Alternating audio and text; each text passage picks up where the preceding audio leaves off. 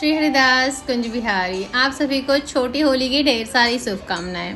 और कैसे मनाया हमने संडे ब्लॉग, चलो देखते हैं। लाला लाली के लिए बनाया था 12 व्यंजन जो होली स्पेशल होती है हमारे यहाँ फेस्टिवल पे यूजुअली बनाया जाता है।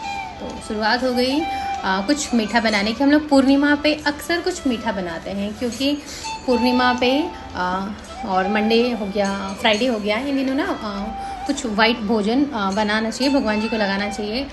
तो हम लोग कोशिश करते हैं कि मंडे हो गया, फ्राइडे हो गया या पूर्णिमा को खीर या सेवैयाँ ज़रूर बनाते हैं। तो भाभी ने बनाई है भिंडी की सब्ज़ी क्योंकि ये लाला को भी पसंद है, मुझे भी पसंद है और मेरे घर में छोटे से लड्डू गोपाल हैं उनको भी पसंद है।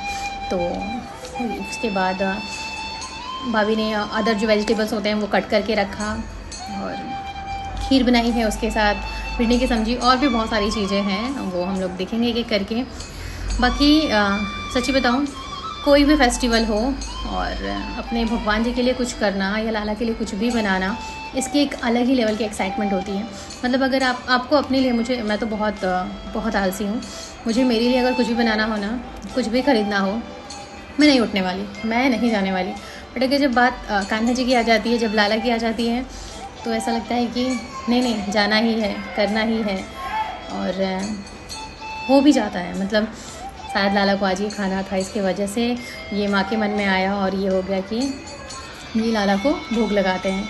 और आप देखिएगा कि इसमें कांदा, लहसुन, इवन मिर्ची तक का हम लोग ने यूज़ नहीं किया है। मतलब और ये जो मसाले हैं ये भी हम लोगों ने घर पे ही पिसा हुआ है और एक भी चीज़ें बाहर की नहीं है। और जहाँ तक कोशिश होती है, चाहे वो मीठा हो, चाहे वो कुछ भी हो, हम लोग हमारे लाला को होममेड ही बनाते हैं, घर पे ही बनाया हुआ खिलाते हैं। और आप मानोगे नहीं, बिना कांदा, लहसुन और अदर चीज़ों के भी खाना इतना टेस्टी होता है क्योंकि वो खाना नहीं रह जाता। जब आप भगवान के इंटेंशन से या उनको चढ़ाने के इंटेंशन से कुछ बनाते हो ना, तो वो प्रसादी हो जाता है। और आपको भी पता है, आपने यूजुअली भंडारे में या मंदिर में कभी प्रसादी खाई होगी तो आपको पता होगा कि जो स्वाद उस भोजन प्रसादी का होता है वो स्वाद आपको घर के खाने में नहीं मिलता, जबकि उनमें ये चीज़ें नहीं रहती हैं। तो घर में लाला है तो यूजुअली हमारे घर में कभी कांदा लहसुन नहीं बनता और कभी बाहर से कोई चीज़ आता भी है तो वो लाला को वो भोग नहीं लगाते। बाकी अच्छा लगता है, आप अपने लाला को अच्छा बना के खिलाइए। फेस्टिवल ये इसीलिए तो रहता है। आपको पता है आजकल लोगों ने फेस्टिवल का बहुत गलत मतलब निकाल लिया है। मतलब हुड़दंग मचाना, उछल कूद, पीना खाना, ये सारी चीज़ें हमारे संस्कार, हमारे कल्चर में तो थी ही नहीं।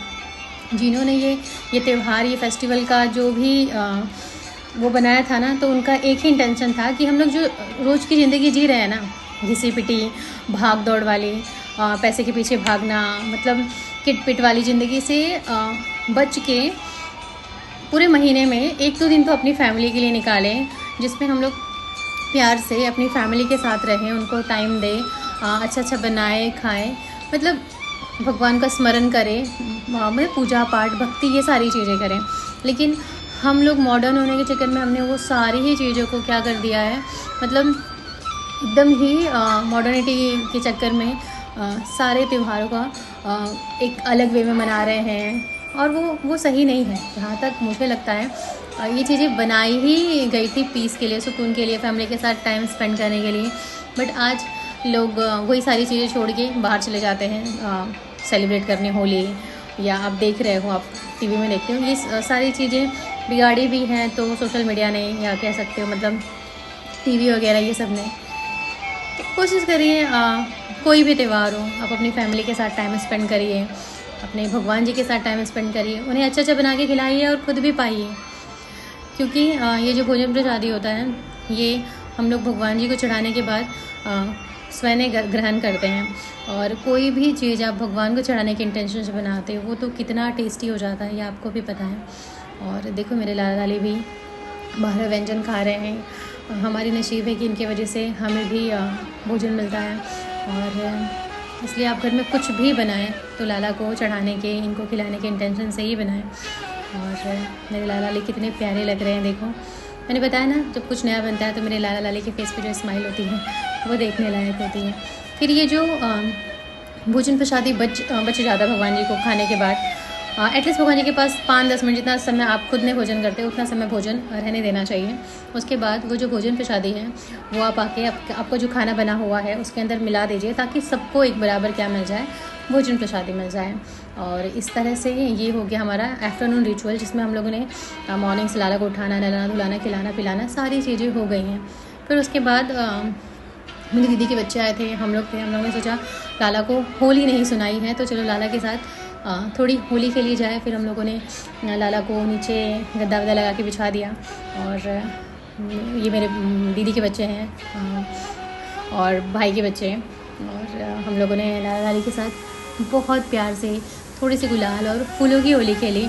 और या मम्मी के या कह सकते हो दीदी के इतने अच्छे संस्कार हैं कि बच्चे अभी से ही हरे कृष्णा, हरे रामा, राधे राधे मंत्र उच्चारण, सुबह सुबह पूजा करना, और ये सारी चीज़ें बड़े प्यार से करते हैं। और हमें हमारे बच्चों को ना सात्विक संस्कार ही देने चाहिए। मतलब आज के समय में आप देख रहे हो कि दुनिया कहाँ जा रही है, लोग कहाँ जा रहे हैं। अब कोशिश करिए कि आप घर में जैसा माहौल रखेंगे ना, आपके बच्चों पे भी उन माहौल का असर होगा। तो कोशिश करिए सात्विक माहौल रखने की, स्पिरिचुअल माहौल रखने की। आप खुद नहीं स्पिरिचुअल रहोगे तो आपका बच्चा भी स्पिरिचुअल ही रहेगा।